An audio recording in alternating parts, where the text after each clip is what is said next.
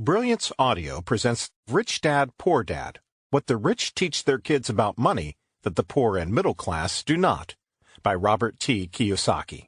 Performed by Tom Parks. The Beatles released the Sgt. Pepper's Lonely Hearts Club Band album on June 1, 1967.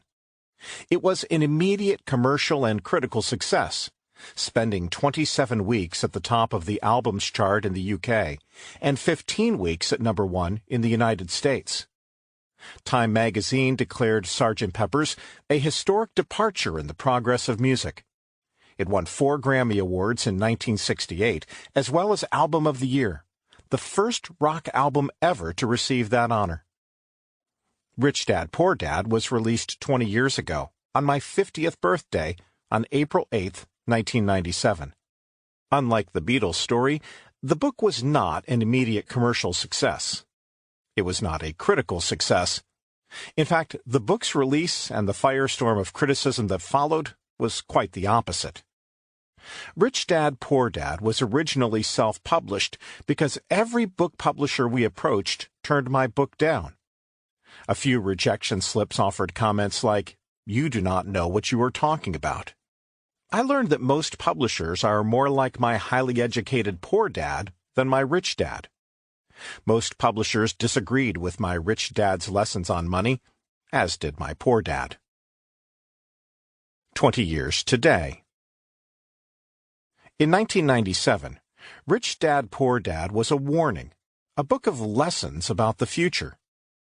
20 years later, millions of people around the world are more aware of my rich dad's warnings and his lessons about the future. With 2020 hindsight, many have said that his lessons were prophetic. Predictions come true. A few of those lessons are: Rich Dad's lesson number 1. The rich don't work for money. 20 years ago, a few publishers turned my book down because they did not agree with Rich Dad's number 1 lesson. Today, people are more aware of the growing divide between the rich and everyone else.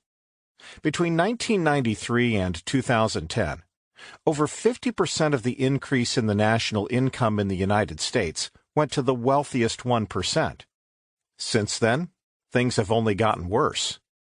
Economists at the University of California found that 95% of the income gains between the years 2009 and 2012 also went to that wealthiest 1%.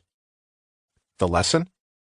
The increases in income are going to entrepreneurs and investors, not to employees, not to the people who work for money. Rich Dad lesson? Savers are losers. 20 years ago, most publishers vehemently disagreed with this lesson from Rich Dad. For the poor and middle class, saving money is a religion, financial salvation from poverty and protection from the cruel world. For many people, calling savers losers is like taking God's name in vain. The lesson? A picture is worth 1,000 words. Take a look at the chart provided in the bonus material of 120 years of the Dow Jones Industrial Average, and you will see why and how savers become losers. The charts show there have been 3 massive stock market crashes in the first 10 years of this new century. The first crash was the dot-com crash around the year 2000.